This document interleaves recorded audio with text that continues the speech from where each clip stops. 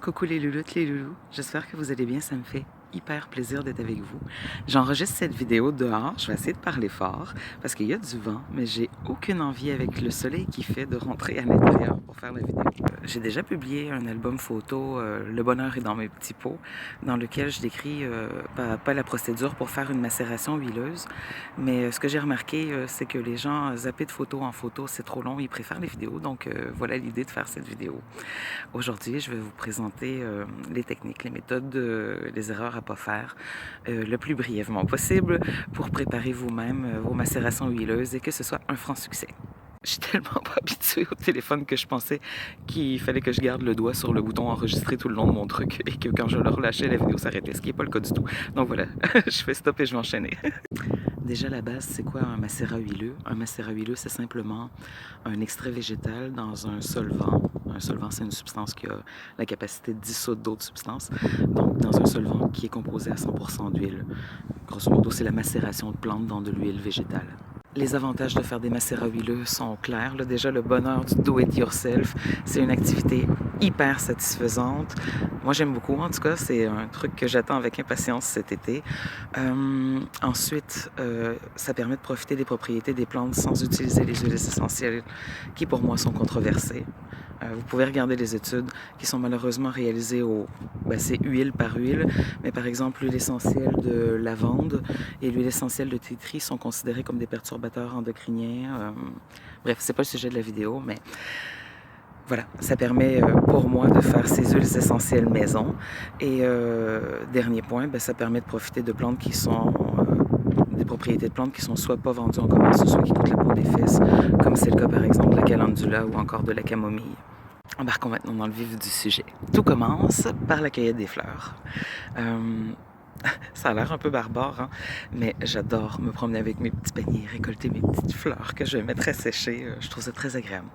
Il n'y a pas grand-chose à dire. La seule consigne vraiment importante à respecter, et là le vent se lève, non ça va. La seule consigne vraiment importante à respecter, c'est de cueillir les fleurs si possible après la rosée du matin, parce que sinon elles sont trop gorgées d'eau et ça favorisera pas le séchage. Donc après la récolte vient le séchage.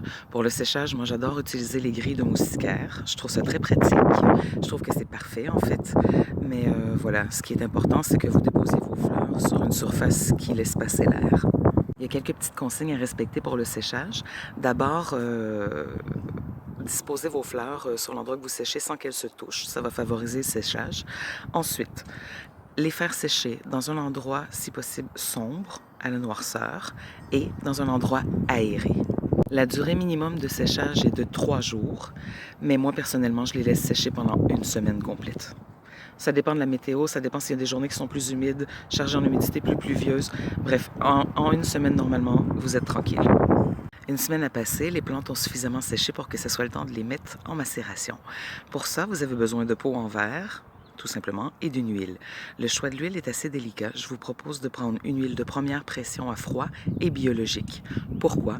Parce que les produits chimiques et pesticides sont liposolubles et il va y avoir un transfert dans l'huile et après vous allez utiliser ça sur votre visage ou sur votre corps et vous n'en avez pas envie. Donc voilà, huile de première pression à froid et biologique. Au niveau du type d'huile végétale, personnellement, j'ai un coup de cœur et en fait, je n'utilise que l'huile d'olive parce que son indice de comédogénicité est faible, de 2, ce qui est à dire qu'il est moyennement comédogène, donc chez la plupart des gens, il n'obstrue pas les pores de la peau. Et ensuite, parce que c'est une huile qui s'oxyde pas facilement, qui est très stable dans le temps, et du coup, on est certain, avec ça, sans ajout de vitamine E antioxydante, de pouvoir conserver ces macérats pendant au moins 2 ans, ce qui est un net avantage. Donc, étape 1, on met les fleurs dans le pot en verre et on recouvre d'huile jusqu'à 2,5 cm au-dessus des plantes. Certaines plantes flottent, il ne faut pas s'inquiéter. La première fois, j'étais inquiète. Il faut juste alors mettre l'équivalent de 2,5 cm en dessous des fleurs. Ne fermez pas les bocaux pour permettre l'échange avec l'air, éviter la condensation et permettre à l'humidité restante dans les plantes de s'évaporer parce que malgré le séchage, il reste toujours un petit peu d'humidité. Je vous recommande fortement de prendre des plantes séchées pour préparer vos macérats huileux. Mais si jamais vous n'avez pas le choix de prendre des plantes fraîches, par exemple, parce qu'au séchage, elles perdent leurs propriétés, alors la recette est d'ajouter à votre macération 40 grammes de gros sel, 40 grammes, pour 100 grammes de plantes fraîches.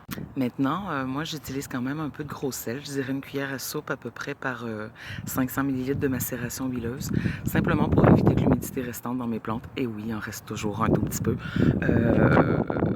favorise le développement de micro-organismes dans mes macérations.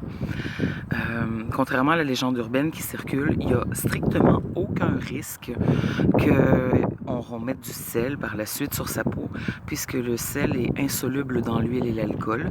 Donc, il n'y aura pas de transfert du sel dans le macérat huileux final. Et en fait, quand vous allez tout filtrer à la fin, quand je filtre tout à la fin, mes cristaux de sel sont encore entiers dans mon coton fromager. Donc voilà, il ne faut pas avoir peur à ce niveau-là. L'utilisation d'un peu de sel dans son macération huileuse avec des plantes séchées, c'est simplement s'assurer la garantie que ça va bien se passer.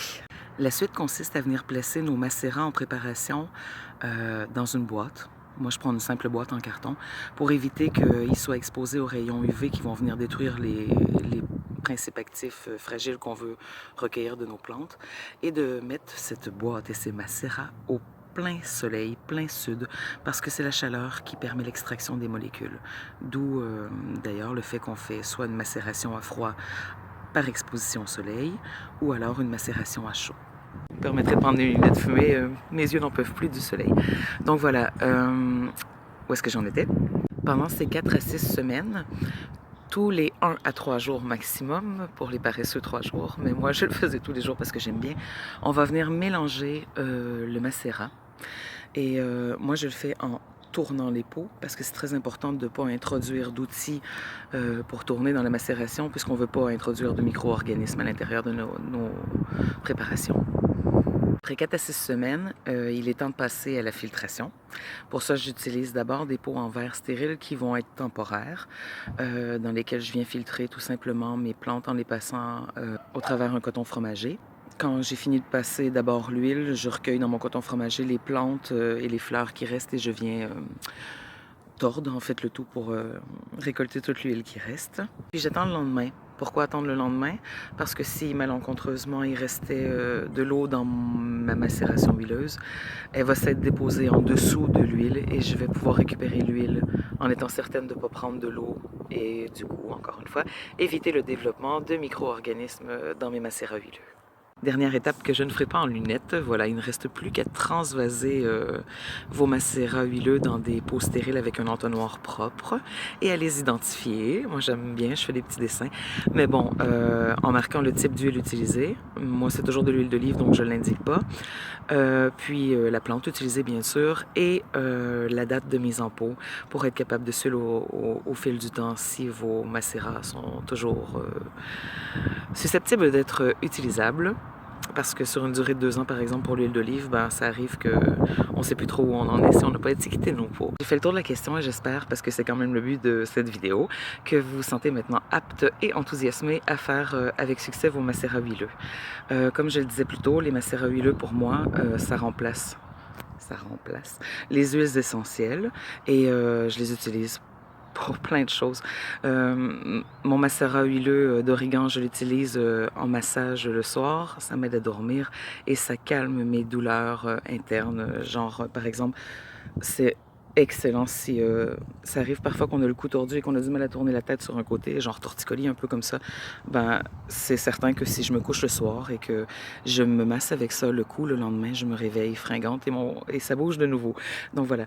Et je ne mets pas d'huile essentielle dans mes shampoings solides. Je remplace la phase huileuse par mes macérats huileux.